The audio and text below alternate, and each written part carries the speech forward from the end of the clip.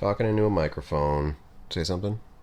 So the thing about Silence of the Lambs and Red Dragon and all that kind of stuff is that when you take a movie like Longlegs and you set that up as the comparison, it's a pretty high bar to meet up with.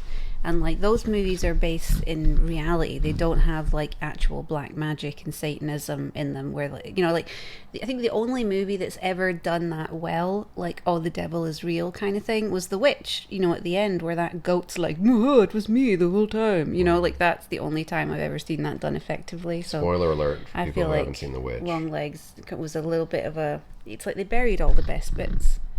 The battle of wizards and warriors continues with iron swords. The evil wizard Malkill will take the shape of the earth, wind, water, and fire. Farewell! The fate of the world is in your hands!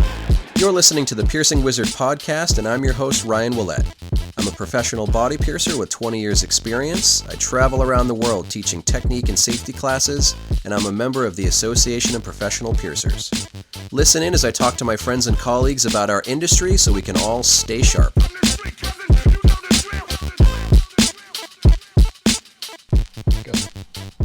Hi everybody, welcome back to the Piercing Wizard podcast.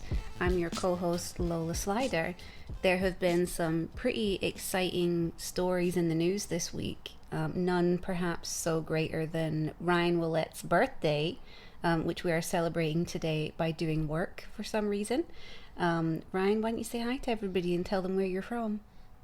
I'm from America, but we're currently in Glasgow, Bonnie, Scotland, and we're going to talk about some stuff. And part of it, we're going to talk about IRN BRU. Never had IRN BRU before in my life, and it's a local delicacy here in Scotland. It's some sort of a soda. And I'm gonna. It is a soda. Is that what we should put on the label? IRN BRU. It's some sort of soda, but I'm gonna try it. Okay. All right. What do you think? It's a soda. It's carbonated. When you asked me like, so what's the flavor? I was like, it's IRN BRU. It doesn't have a flavor. It's the flavor of IRN BRU. So like, what would you say it is? I would say that you explained it accurately. Let me. Oh. It's the drink of your people. Yeah, it says on the can, there's nothing like it. Accurate. Yeah, that is accurate. I'm going to put this down over here. Okay. So, against Lola's better judgment, we're going to record a podcast on my birthday because I am addicted to the Content Factory. We're going to podcast like it's your birthday. Yeah. We're going to sip IRN BRU like it's like my it's birthday. Your birthday. Yeah. We don't exactly have like a show in mind for you, but we have a few different subjects that we've been talking about over the last few days, so we thought that we would record a little bit of it. Before I get too far into it, I just wanted to mention that if anybody is interested in the various merch stuff that I had available at the APP conference, you can get it in two different places. If you're in the US, you can go to my website, precisionbodyarts.com/shop.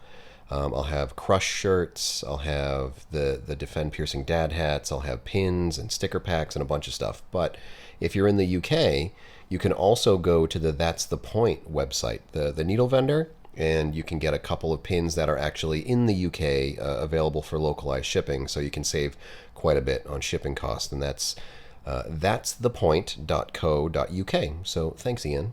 What do you want to talk about first? So this week, on what's rapidly becoming the Piercing Wizard Therapy Corner, we were going to talk about trust issues in the industry, basically. I saw a conversation that was taking place online where I often observe things, and somebody asked a good question about like age restrictions and what ages people are piercing from, and how I wasn't aware of this, so this was a new piece of information for me, that there are some newer, less experienced piercers that are being a bit more conservative in their age brackets and only working on adults and this sort of thing, and it opened up an interesting conversation. But my mind kind of went down a bit of a hole in terms of like... It's really unlike you. Yeah. In terms of like, I wonder why. That's the first thing I thought was like, I wonder why that is, that people are doing that. I wonder why that is. And I got to thinking about it, and I think that for me, a lot of it seems to tie into growing trust issues in the piercing community between us as the service providers and our clients, the service receivers, I think, and it goes both way. So I kind of wanted to talk about that a little bit and some of the changes that I've noticed over the years. Well, when you say trust issues, another word that I don't think piercers use often enough, it's not like you need to use it as like a customer facing word. You don't need to put it on your websites. You don't need to be talking about it to clients, but you need to be talking about it within the studio, especially with studio owners, before maybe you make certain decisions about policy. And that word is liability. Liability is a word that I think not a lot of people think about until they hit that tier of senior piercer, manager, studio owner, where it's more on your shoulders rather than on someone else's shoulders. And liability comes into most of my decision making these days, because when you get decades into a piercing career, when you have staff, all these different things, like liability becomes a really significant issue. So I think we can kind of weave that in and out of this conversation a little bit, but I don't feel like it's entirely trust issues. I think that sometimes piercers kind of fall back into a safety position of, it's not just say no, because I think that I would tell people, if you're unsure, maybe just say no, or maybe just refer to someone else. I think it's really like, if they just don't know, rather than them kind of setting a policy and thinking logically about what goes into creating that policy, sometimes they just say no. Maybe it's arbitrary, maybe it's based on liability, maybe it's based on different factors, but I think unless you're legally required to not pierce minors, you should at least have the conversation within your studio about if it's right for your studio, if it's right for you as a piercer, because I think it would be kind of sad if you just completely close the door on some younger people. And that's a feeling that I have as an adults only piercer. I've pretty much always been an adults only piercer, apart from when I had a trial period for about less than a year. I think it was about 9 months. I experimented with taking parental consent, and it just wasn't for me. And I really have felt at a lot of points in my career that I wish I could do more to support younger piercing enthusiasts. It's like we talked about in the episode about price accessibility, is would I be able to shop here? And I started getting piercings when I was maybe 15. And I think now about the things that would be available to me that aren't available to a lot of younger people now. And I feel sad about that. But when I say trust issues, just to clarify, because I'm understanding a lot of people might not know what I mean it's where you don't have that trusting relationship with your client, or they don't have a trusting relationship with you, in order for you to be able to take those small leaps of faith that maybe allow you to be able to offer some things that you might be on the fence about offering, that maybe you offered before. Like I'm more pared back in the leaps that I'll take now, and part of that is probably because I am a business owner, but I've always been self-employed and I've always been responsible. But it's like you say, it's like you have liability, and then piercers talk about, well, from a moral position, from an ethical position, how do you feel doing this and that? And you're like, well, those are the conversations you get to have after determining what's liable, because if like that's kind of what matters fundamentally in terms of protecting the business, so that everyone that works in it keeps on having a place to work. So it's that's what I mean by trust issues, is I feel that there's been a deterioration in the trust that we have for clients, and also the trust that clients have for us in terms of the value of our opinion. Yeah, being an American piercer and business owner, and you being a UK piercer and business owner, sometimes we look at the same coin, maybe even the same side of the same coin, differently, because you have to if you're in a completely different region. For me, a liability wouldn't be piercing a 14-year-old. I'll pierce a 14-year-old. The liability for me would be if I wasn't properly checking identification, insisting on 3 forms of identification for any minor. That'll be a photo ID for the parent, a photo ID for the child, and a birth certificate for the child showing who the parent is. IRN BRU. The reason that I consider that to be like a really significant liability is because I live in a very like sue happy culture, and I did have an incident earlier in my career where my state, New Hampshire, doesn't require that you show photo IDs for the child. It says you need to verify parent, but it doesn't really clarify exactly what that means to verify them. A lot of other studios, especially at the time of when I'm kind of telling the story, 10 years or more, maybe even 15, studios were just kind of checking that the parent had an ID and that's it. And I pierced a minor. Turns out that they had come in with their aunt and not their mother.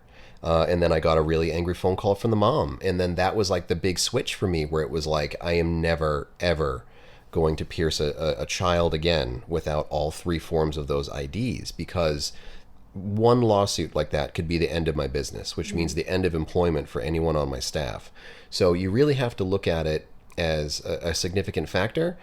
You have a different take on it, because if it was a world where you could maybe more easily have those IDs, you might think of it differently, but that's never the experience that you seem to have had with parents. Well, I completely agree with you, like in terms of how, so insurance companies and local health departments and things, they often put the burden on the piercer, as they should, to get this information, but are awfully vague about how to do that. So they'll say things like, verify this, and you're like, well, how can I really do that? I mean, there are so many situations where parents and children don't even have the same last name now. So it's very, very hard to verify. And sometimes the best you can do is just really try and pin down the identity of this responsible adult claiming to be the parent, so that you can say, this person assured me that they were in this position. Here's their ID. Like, they have fraudulently filled out this documentation. And it's like, that's the stuff you have to worry about and think about. So I totally agree with you that sometimes I wish that there was a bit more specificity in terms of like how to handle that and what to ask for. The issues that I had personally were, again, similar. It's the same thing where it's like, verify they're a parent. How do you do that? It's very much up in the air. So I would just ask for the young person's ID and the parent's ID. And more than half the time, the parent wouldn't have either theirs or both. And then they would get really angry. And usually, and this was, again, it's not one or two incidents, I'm talking half the time. I remember at one point there being an entire family all laying into me, all like a dad, a mum, the one was holding a baby, the grandparent was there. And it was as if they were like, we're going to harangue this woman until she just gives up and does the piercing. And I just had to stand there alone and be like, no, you'll have to go home and get the ID, which they eventually did. I did the piercing. The young person was absolutely fine. No problems with them at all. But for me, it was like this horrible situation where I was like, you folks have made this awful for me and for the child. And it was like, there were several situations like that where I was just like, I don't know how to handle a situation where someone's being very verbally aggressive, but without being rude enough for it to, cross over into being super violent or whatever. And usually in a situation like that, you could kick someone out, tell them to just get out. But when there's a child there, you're trying to think, I have to keep things neutral for them. This could be their first experience in a studio. This could taint their view of piercing forever. I have to stay calm for the benefit of this young person that's not even my child, but I'm the one that's here that's trying to stay calm. So you're kind of in this space where I don't know what to do. And I just came to a point where I was like, it's not worth it financially at all. And I wish I could do this for the young people, but it's like, I'm not bringing this into my studio. And I wish because of that, there was an easier way of managing it, like just something that you could bring or sign or do to make it more streamlined and simple. But with that not being the case, it's just not something that I would have the faith or the trust to offer. I know that some American ears are going to hear what you say, and they'll instantly have solutions going through their mind. Mm-hmm. But you have to realize that culturally, different countries are completely different about who has ID, who carries ID, what kind of IDs you're expected to present in various situations. The actual legal age of consent can be very different from one country to another. The legal age of consent to get pierced is 16 and up here. So it can be very confusing. It can be very challenging. in the U.S., in my state particular, in New Hampshire, it says that you need a photo ID for the parent and you need a birth certificate, but it doesn't require that you need a photo ID for the child. So you can get into all these different sticky situations where it's like, well, how can I verify who both of you are unless everyone has IDs and then you have an ID linking each other? It also gets very complicated in like the modern world with modern families. Like a lot of times parents or legal guardians, they might not be related in a genetic way. It might have been through marriage. It could have been through adoption. It could have been through all different kinds of forms of guardianship. So it does get really challenging. But over 20 plus years, I've kind of dialed in my policies where I clearly state everything that I need on the website. I clearly state everything I need on the booking page and on the app, and you get notifications and all these things. And I actually had to go to the extent where my counterperson, Lily, has to actually call every single client that's booked in and have the conversation saying, we need 3 forms of ID, the photo ID, and a linking document. All those things have to be official, bona fide. They need to be on a certain list of types of IDs that we can accept. We've had people try to vary from that with every absurd thing under the sun. Like, what about a ski pass? What about, library cards? Like all these different things that really don't do what we want it to do, need it to do. I had a completely sort of side note. I had a client come in. They didn't have a photo ID, and to try to prove to me that they were 18 plus to get a piercing, they said, "But I have cigarettes." And it's like, okay, yeah. So it can be a little bit challenging. I don't want to go too far down the ID hole, because that's not entirely what the conversation is. A lot of the conversation is also what age is appropriate for what piercing. And I don't think that there's an actual medical answer for that. I think if you ask a doctor what age is it appropriate for any particular young person to get any particular piercing, they might give you a very vague answer. I've kind of set my own limits on certain things that I feel most comfortable offering in my studio, and part of that is kind of based on liability. What is the liability of something like a tongue piercing? What is the age limit? And if you put that age limit as, well, I just don't want to deal with any issue that might come up for a minor, then maybe the line that you're going to set is 18 plus, or whatever the legal line of adulthood is in the country or the region you're in. But it can be a really slippery slope, because sometimes the conversation turns into, well, I want to see the client. I want to evaluate the client's body. And in a scenario like that, that's not a policy. That's something alone that could get you sued. That's something alone that could be a liability. You'll do it for this 14-year-old, but you won't do it for this 14-year-old. So it gets a little bit slippery. I've had similar experiences where I have a vetting policy for genital clients. I don't do walk-in genital services of any kind, so a stranger isn't ever allowed to have instant access to. And just to be clear, that's adult only for you. Yeah, well, yeah, absolutely, of course. That wasn't the connection. So there's no scenario in which an adult is going to be alone immediately with a member of staff, not having verified who they are or anything like that. But one of the points with that is that that's a policy that applies to everyone, absolutely everyone. It can't just be people that you pick, because that's profiling. You can't just go, well, this person seems all right, but this person seems... I mean, we do obviously have things that are red flags to us and things that set off cause for concern, absolutely. But in terms of a level playing field for access to the studio, at that point, that has to apply to everyone. Everyone gets the same information. Everyone gets the same instructions as to what's required. So, for example, say a woman would like to have a VCH piercing done and she looks 70 years old, she's still going to need an ID card. Right. Even though she's obviously of age, she's still going to need an ID card. And the reason that we have that policy is as a deterrent against people behaving inappropriately. And maybe the majority of people that are going to be behaving that way aren't 70-year-old women, but they still have to have the same policy applied to them, because otherwise you're just picking and choosing as you go, which isn't a good system to enforce any safety policy. It applies to everyone or applies to no one, is how I tend to work things. And that goes for, like you say, age limits and age restrictions as well. I have one kind of link to that. I'll kind of paint the picture. A scenario which I think lots of piercers, lots of studios have had to encounter is someone comes in, and maybe this is more specific to pre-pandemic when it was more of everybody was walk-in in some sense. Maybe you could reserve a time, but you had an open door. Not a lot of studios had a locked door policy previous to the pandemic. Client came in that we didn't pierce. They said, I'm having a horrible problem with my piercing. I just want to get it checked out. Sure, no problem. What's the piercing? Oh, it's a nipple piercing. Okay, well, come back into the work area. Let me take a peek at it. Okay, let me take a peek at it. Okay, I'm looking at someone's nipple piercing. I'm looking at someone's exposed breast. Okay, we could take that out. We could change that jewelry. We could do whatever the service. Why don't you come up here and you can fill out a release form for the service. I'm just going to need your ID. Check their ID. Oh, you're 17. Oh, and in the U.S. that's a red line is 18, for adult. And I just looked at a minor's breast, and that's a complete no. That's not something that we're going to do. We're not going to offer the service, and I really don't even want to look at the body part. If that's not a red line for you, imagine it was a genital piercing that you had checked or something on a minor.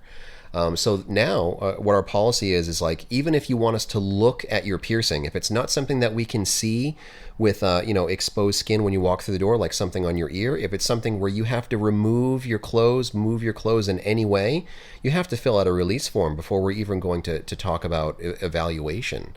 That's also going to be kind of the red line that I've set for body piercing as far as what's, strictly adult and what's, more flexible for minors.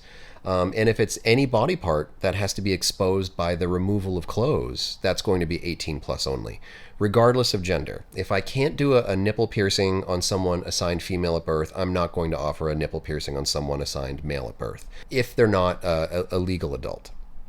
Same thing with genital piercings, same things with whatever. But as far as the things that are not like very firmly adult-only piercings, intimate area piercings, I think sometimes you can make those determinations for yourself if that's not something that's kind of set in stone by a legislation, a law, a requirement, or something like that. But you have to kind of make, like Lola said, a policy and not just go with a gut feeling. If it's yes or no for any age group, it needs to be yes or no for everyone within that age group. It can't just be like what you felt like that day.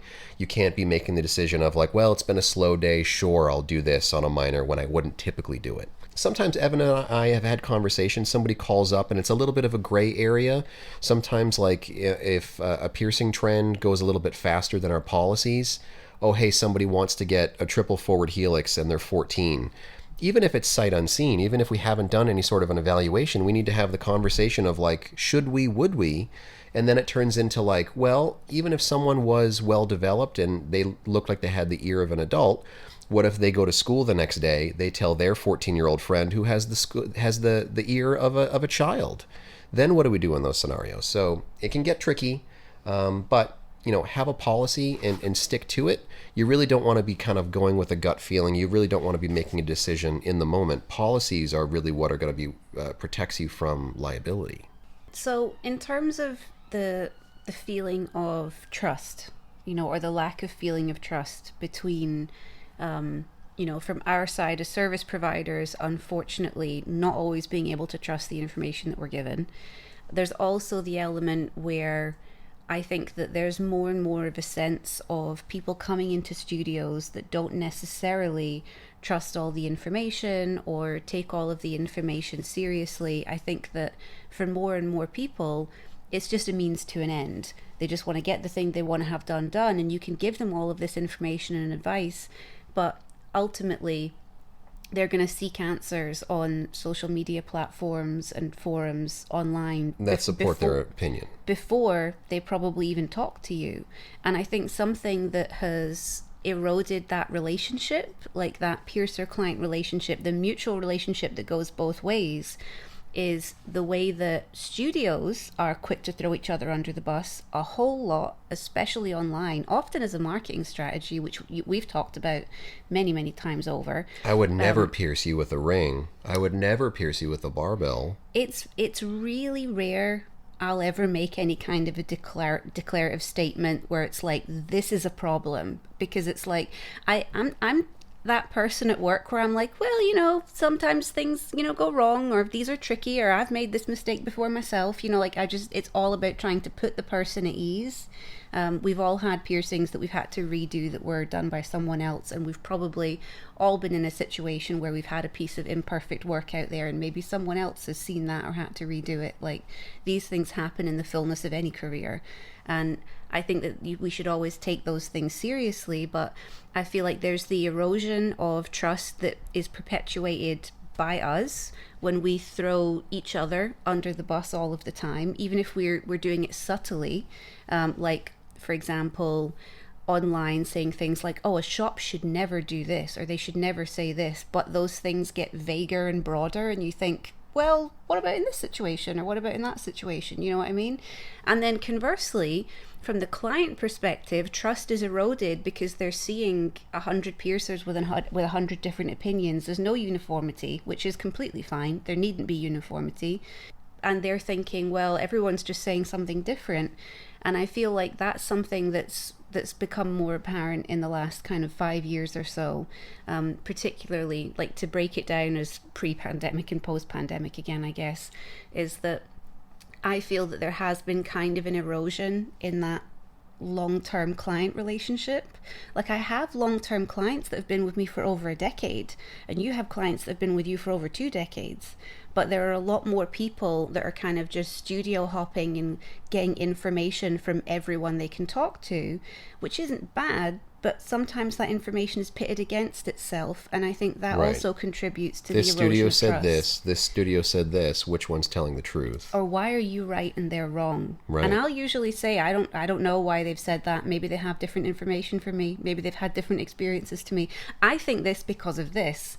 I don't know why they've said that, and I'm not going to entertain that or go down a hole with that, because it's like, why would I argue with someone that's not there? So it's like, I feel a little bit sad that I feel like that erosion has been happening for a while, and it's something that it would be great if we could all try and collectively work on, because I don't see it moving in a positive direction.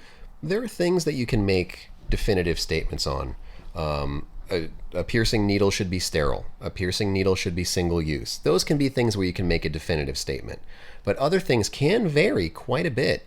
Would you do a nostril piercing on a 16-year-old in this city versus this city, this country versus this country, this insurance policy versus that insurance policy, all those different things? Is steel safe? Is it unsafe? Sure. Yeah. All those different things can get really vague. And when you try to command an audience to say, my policies are the only safe policies, you're kind of disrespecting piercers that are out in completely different circumstances, because what if it's completely perfectly legal to do that nostril piercing on a 16-year-old here, but it's not legal to do the nostril piercing on a client here?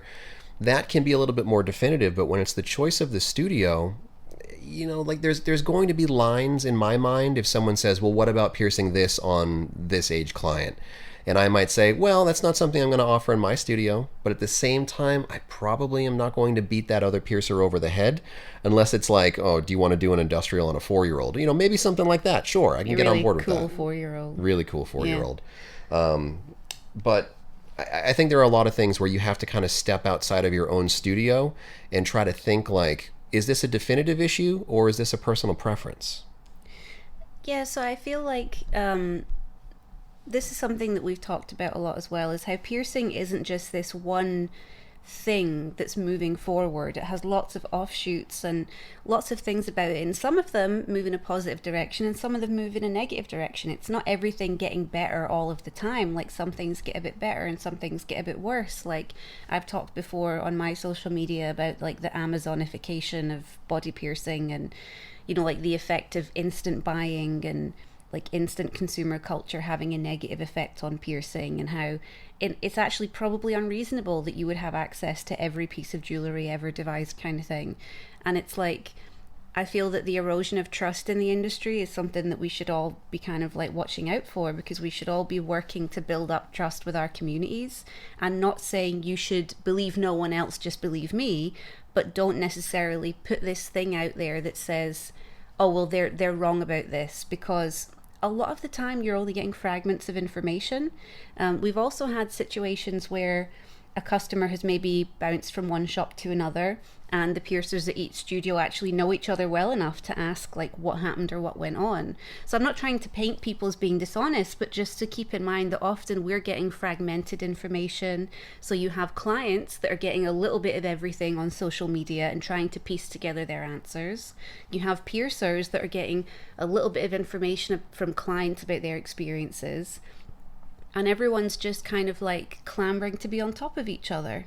And that has, I think, what do you call it? If it carries on that way, I just think it's going to lead to a big dead end that's negative for everybody. Sure. Yeah, I think after a while you're going to dig your own grave if you talk like that. So what's legal and not legal in your area? What are regulations that you're required to follow? Outside of that, make a policy that you feel is appropriate for your studio. Focus on client safety, whatever that means to you, and just kind of stick to it. Yeah, I mean, we all have moments where it's like we feel guilty and we wish we could do more, but that doesn't mean that we necessarily should or have to or should give in to that pressure. Like, those feelings are normal. Like, I get feelings all the time where I'm like, I wish I could have, done those low piercings for that kid. They seemed like they really wanted it. And I know I could do a good, safe job, but I can't just decide, oh, it's fine for you and not for everyone else. Sure. Well, I changed my policies over time. There was a point where it was like, I'll do an earlobe as young as 13, but younger than anything with the word teen in it, I wasn't comfortable doing it. And then we had more and more parents that were asking for this or for that, for their younger and younger children with earlobe piercings specifically, only earlobe piercings I'm talking about.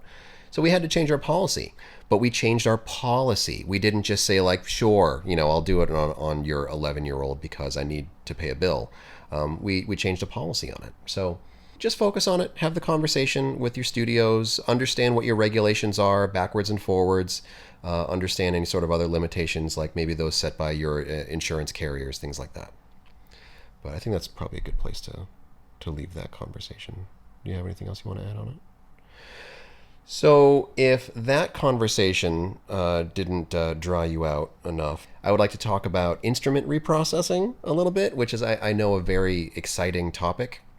Something that I would like piercers to think about in a world that's rapidly leaning towards disposable only is that it can still be safe and it can still be responsible to reprocess tools. If you've made a decision for your studio and you want to go in another direction, I really do appreciate all the work that's been done by a lot of different piercers out there pushing the whole concept of disposable piercing and what it can do right for the industry. But sometimes I get a little bit concerned because I had tattooing in my studio for a long time. And by a long time, I mean, when I started as a piercer, the tattooers that I was working with were, if you don't even know what a needle jig is, a needle jig would be something where you would put together different configurations of different tattoo needles, flats and rounds and magnums, whatever different needle groupings. Then you would solder those onto a bar, sterilize it, tattoo with it. Very few tattooers actually do that. They don't usually group their own needles. They're ordering pre-made needles because they're so cheap, they're so easy, they're so affordable. And then that's kind of turned into disposable tubes, which I think is also fantastic because I think that it's a lot more challenging to properly reprocess a tattoo tube than something like a receiving tube for body piercing. So now when you look at tattooing, the majority of tattooers out there, especially like ones that are earlier in their career, they don't even know how to do those things anymore. And the reason that this has been on my mind lately is because, as I mentioned in the past on the show, the APP's guidelines and requirements on autoclaves, acceptable autoclaves for APP members, that's changing currently. So by the end of this year, you need a Class S, a Class M autoclave, which would be a vacuum cycle and a closed-door dry cycle. You need to be able to sterilize lumens, which is very important. That's hollow instruments. And then when you dry those instruments, it needs to be in a closed-door vacuum dry cycle. So I'm going to need a new autoclave also. What? I know a tiny thing. What's your tiny thing? Do you know what makes something a hole? The hole? Right, so see, in determining if something is hollow or if it's solid, hollow obviously meaning that there's a hole in it. And it's like, at what point is like a dimple a hole? Like, at what point is an ingress into metal a hole? And this was, I don't know if this is still true, so please don't get me into trouble if it's not true. But a couple of years ago, when I looked into it, because I had to determine some stuff for sterilization information in terms of like, at what point is jewelry hollow and at what point is jewelry solid, something is a hole if it's as deep or deeper as it is wide. Okay. So if like something is like 1 centimeter deep and 1 centimeter across, from that point on, it's a hole. Okay. But if it was shallower, you're so uninterested in this. Well, no, I get it, but thank you for dropping that in mid-thought. When you're talking about lumens and stuff. Okay. Anyway, so I had to do some research, and by I mean I assigned it to one of my staff members to do research on some various autoclaves out there that meet the classification of Class S, Class M. We already have one of those in the studio, to be clear, and that's our Statum sterilizer, which we're using for all of our needles, all of our jewelry. But for our bulk sterilization, prep packs, reprocessed tools, we're using a front-load autoclave. We're using a Tuttenauer 2340M autoclave currently, which met APP standards until basically this year when they updated those standards. So I went back and forth, a lot of different vendors, a lot of different manufacturers, and I was never really happy with them because it's kind of the same thing that I'm dealing with my dishwasher. In a world where more and more things that were mechanical are now becoming electronic, the electronic components are typically what's going to fail faster than the mechanical components. So the last time I bought an autoclave, which was more than 10 years ago, there was the 2340M from Tuttenauer, which is manual. Then there was the 2340E, which was the electronic. So one basically had a dial and a knob. The other one was buttons and a digital readout. And when I talked to the person I bought it from, they were like, oh yeah, buy the M, buy the manual, because if you're going to have a failure with something, it's going to be with the electronics. Buy this mechanical one. It's going to last you a lot longer. You'll have a lot less maintenance problems with it. And it was true. We really had to do only essentially like, standard maintenance for it, change the seals and, clean it and, do the basic maintenance things.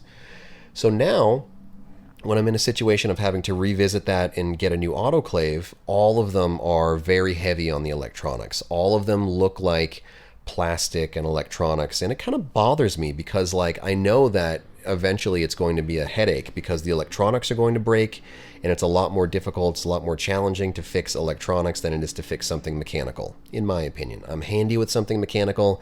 I'm an idiot when it comes to electronics. So basically, I've kind of dialed myself in on another autoclave from Tuttenauer. I'm probably going to go with the EZ10, which is essentially like the 2340, except it's Class S, Class M, closed door, vacuum dry cycle. The 2340 could also handle lumens, but it had that exposed door dry cycle. Yada, yada, yada. If you're still awake, the point that I'm trying to make is, I called the same vendor, the same local medical supplier in New England, and asked them, hey, I bought my last Tuttenauer from you. I'm looking to get a Tuttenauer EZ10.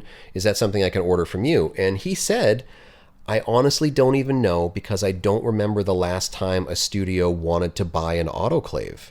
And I thought that was the most bonkers sentence that I've ever heard anyone say to me. It's like, shouldn't every shop want an autoclave? And then I realized when they say shop, they're not specifying piercing shop.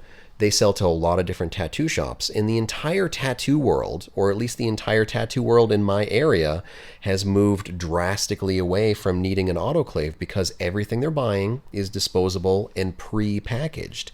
They don't even need something like a Statum for needles and jewelry. Everything they're getting is already sterilized with EO gas or radiation, and then they're just disposing of it after use. So very few studios are actually buying autoclaves these days.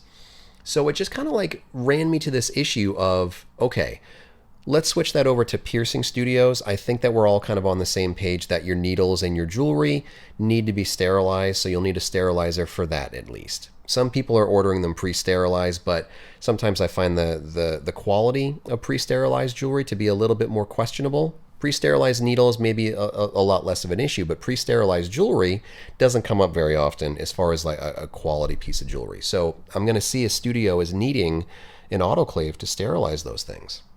So I went down a hole and I was like, okay, if tattooers really have kind of forgotten how to group needles, how to reprocess tubes, how to do sterilization because they don't need to anymore, Are we nearing a point where body piercers might not know how to properly reprocess items? And when I say items, I'm not talking about reusing a needle. I would never reuse a needle, but properly reprocessing something like a clamp. Or maybe reprocessing a piece of jewelry so that you could sterilize it to install in a healed piercing. I don't use old jewelry for new piercings. I'm very firmly in the category of I'll only perform a new piercing with a brand new piece of jewelry. But is reprocessing going to become kind of a lost form of thought? Like, are there piercers 5 years from now who aren't going to know how to properly decontaminate, how to properly sterilize something? So any thoughts on that before I just kind of suck all the air out of the conversation? My pussy's on a dry cycle right now. I am leaving that in. That's what she said. So a lot of things happen in tandem with each other. So like there are a lot of parallels, and like how you're saying shops are moving, not just piercing shops, but tattoo shops and mixtures of both are moving more towards disposable. And I think that part of that is hygiene and access and all that stuff is wonderful. I think part of it's also that apprenticeships are changing. There are still places where they'll do a kind of like, air quotes, traditional apprenticeship where someone is potentially working unpaid. I think that the industry's moved away from that, which is ultimately a good thing, but it means that a lot of free labor isn't taking place now. And previously ironically, the newest person in the business with the least experience would have the most important job of sterilizing equipment. And arguably the most dangerous job. The most dangerous job, sterilizing equipment to be used on the general public. It's kind of terrifying, but that's how things were for a really, really long time. And that's how I used to work with a bunch of tattooers. They all apprenticed. They all learned to do tubes. It was something for them to do during that time. And the same with like I used to do tubes as a piercer and, piercing equipment and all of that stuff. I used to do tubes. And I was still a paid member of staff, but I feel like those things are changing in the industry in quite a major way. And so that's why when given the opportunity of, hey, do you guys want to start cleaning your own stuff, or do you want to just get the disposable stuff, more and more people are like, yeah, I'll just get the disposable stuff. So I feel like a lot of that stuff is happening at the same time. Well, to be clear though, I think tattooing going disposable was fantastic for that industry. Yeah. There's really no need for them to be reprocessing at this point, especially with how low the price of those disposable supplies have gotten. And to be clear, I think disposable only studios are great, but right now they're the minority of studios worldwide. I would say that the bulk of studios out there are still reprocessing, and they need to know how to reprocess. So I think like coming back from something like the APP conference where they had a lot of information that was focused around disposable. That's all great information that needs to be out there. It's kind of inspiring a lot of new generations to work much safer. But don't forget about the generations of piercers who are currently working in studios where reprocessing is their only option, or it's the majority of what they're doing within that studio. I just want to emphasize that I don't want people to stop talking about reprocessing. It's going to be years, potentially decades, before the industry moves more into the majority disposable column. Right now, it's majority reprocessing. Whether you like that or not, whether you agree with that or not, education still needs to be present, and we still need to have conversations about what goes into safe reprocessing. So for context, you're primarily reprocessing. I'm disposable. I'm not saying that like it's a question. Like I don't see myself as a disposable studio. I am one, but it's because I'm not heavily reliant on tools and equipment, so I don't use a whole very much of anything. Well, that's the thing for me too. Just to kind of like steal it away from you for a second. I'm a relatively tool-free piercer, but the tools that I use are reprocessed. So I'm only going to be doing maybe 1 or 2 reprocessing cycles per week. And again, when I say me, I mean I'm paying a staff member to do it. Hi, Lily. But you're not very tool reliant, but the tools that you are using are typically disposable. So here's the thing. I would love to have facilities for reprocessing. Like a lot of people are moving away from that. I would like to have that, but in my particular situation, there's APP requirements. There's also licensing requirements. And when I've sat and looked at what it would cost me to do reprocessing in-house, given the length of my current lease and all of this kind of stuff, it just so grossly goes so far beyond what it would cost to just be disposable for that time, and it just comes down to that. And I wish it didn't. Like, I wish I had more resources to throw at it, because I would love to have the option. I'm very big on being self-sufficient. I think that you should have everything that you need from as many sources as possible, so that if one of them becomes unavailable, it doesn't hold you back even in the slightest. I love the idea of being able to be like, oh, I can't get this from here, no problem. Like that to me is a really good thing. And when I was reprocessing, I had my favorite tools and things that I really liked. And I hate plastic clamps. I think that they might as well be made of chocolate for how, like, you know what I mean? Like, because for what I want from a clamp, I can't get it from a plastic clamp. It's like you might as well use your fingers for how secure I feel that they are. Every single plastic tool, every time I go to a conference and there's a vendor and they're like, hey, we have a new plastic tool, the first thing I do is I squeeze it as hard as I would a metal tool, break it every time. And it's not to say a particular brand. I've tried several from all different kinds of things. There are very few plastic tools that I find useful. There are a couple, but none of them are a traditional clamp as you would envisage it. So I think that there are also things that can't be replicated. So I'm in the situation where, in the rare instance, and this is maybe a handful of times a year, that I really want to use a pair of Penningtons, I'm just going to get a metal pair and just use them disposably. Like, that's going to make the most sense for me. Yeah, there's nothing wrong with that. You can get those tools for like £2-3. You can get them sterile $2-3, and then and that's basically it. So I feel like there's a lot that you can't get with the disposable only. It can't be replicated in the reprocessing. And as someone that does work in a studio that doesn't do tool reprocessing, that's something that I wish that I actually had. And I think a lot of people are like, oh, I'm so glad we don't do this anymore. But I'm kind of the opposite. But it's just not enough for the amount that I need. I think if studios had an unlimited budget, every shop would want a really nice reprocessing room. Yeah. And I made one in my studio. I invested a lot of money. I got to do a complete raw space build out, and I got to have basically at the time what was my dream processing area. I have a 2-stage processing room. I have a little basically like biohazard closet. There's air circulation and motion sensor lights, and its own little door and its own sink and counters and all that stuff, and a really nice ultrasonic from Sycan. And then I have the clean side, which is where the autoclave, you know, they're very separate, and I love it. And like, I'm not going to stop using it. I do think that disposable is great. If you're opening a new studio, that can make a lot of sense. Thousands of dollars that you don't have to invest in a processing area. You can invest that into other areas, into staff, into jewelry, into whatever. But lots of studios out there have a reprocessing area. And if you're not teaching classes on it, if you're not talking about it all the time, maybe they're not getting the same kind of education that they would need. If you're kind of trying to push them into that disposable category, I think a lot of studios will be transitioning into it. I think very few of them, just like me, very few of them are going to want to just like turn off the light in that room and never go in there and never use it again.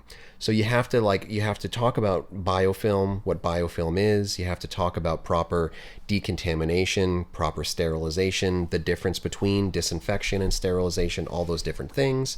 And when you don't have those conversations in lieu of, well, everything should be disposable. For you, yes, maybe everything should be disposable, but what if it isn't?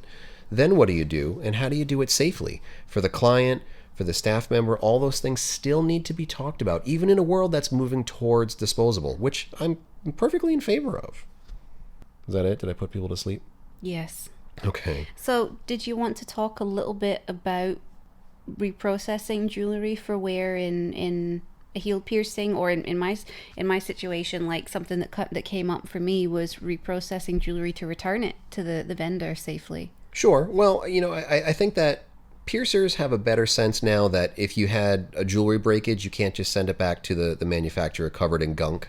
You do need to clean it off. Sometimes it can be a little bit challenging to clean off crusties on something that's like, you know, a prong setting or something a little bit more elaborate. But it can have a lot of parallels to, well, how do you properly decontaminate a tool that might have had some biological matter? And I don't always mean blood. It can be something like saliva. It can be some sort of other bodily fluid. But what I would like people to understand is biofilm. If you don't already understand biofilm, rather than boring you and just kind of going down a hole, just Google biofilm. It's really similar to plaque on your teeth. When you don't brush your teeth, you get that stuff that kind of makes your teeth fuzzy. Imagine if you're not cleaning off biological debris from a tool, there's something growing on that tool. It can be really firmly rooted on that tool, and a really simple wash, especially if you're not doing it thoroughly, you're not doing it well or properly, sometimes those biological materials and those biofilms can still be there. When you get to the point where you'd like to sterilize it, you might not be able to correctly sterilize it because of the presence of biofilm.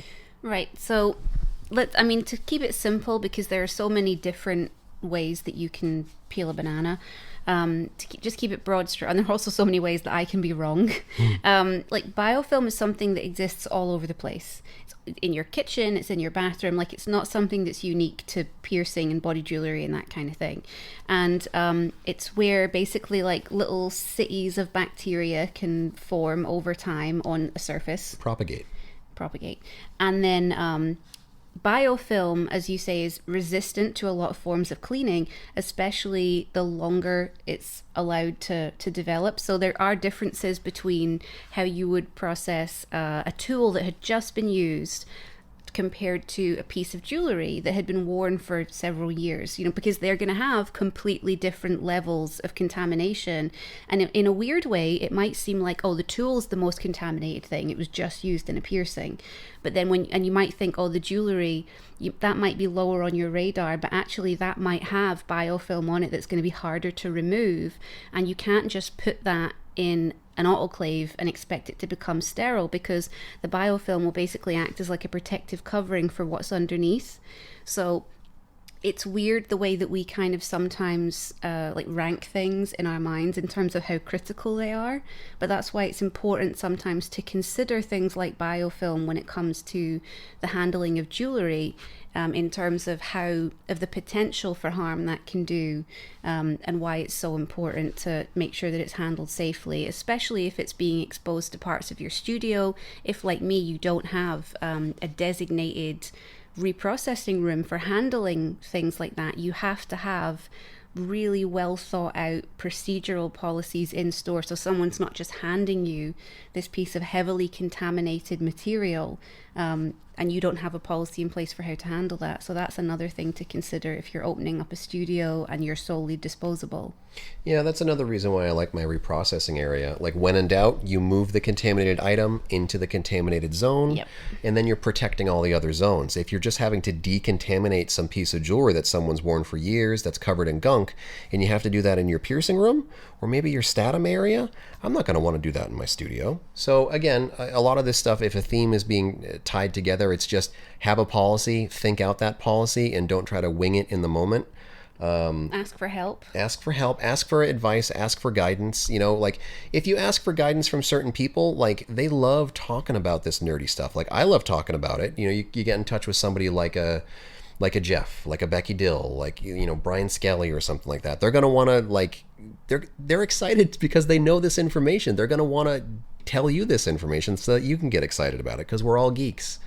But like, I just don't want people to stop having the conversation. If you want to move into fully disposable, go for it. I'm there for you. I support your decisions, but I don't want people to stop talking about practices that are happening every day in a piercing studio. Like, I'm a big fan of safe practices and safer practices, but that means having conversations. And it's not just what's going on in your studio. Try to have the perspective of what's going on in maybe someone else's studio and how you can help them operate safer.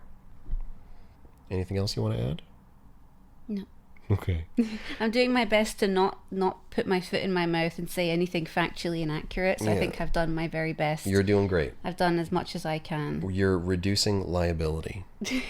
Yeah, that's a very good point that you made there about that topic that we were discussing. Anyway, thanks for listening to another episode of the Piercing Wizard podcast. It's my birthday. It's your birthday. By the way. So, Any final thoughts about the IRN BRU? Yeah, I don't care for it. Like, I don't really drink a lot of like soda type products anyway. Like, I mostly just drink water. Have you thought of anything it tastes like? It tastes exactly like IRN BRU. Yeah. Yeah.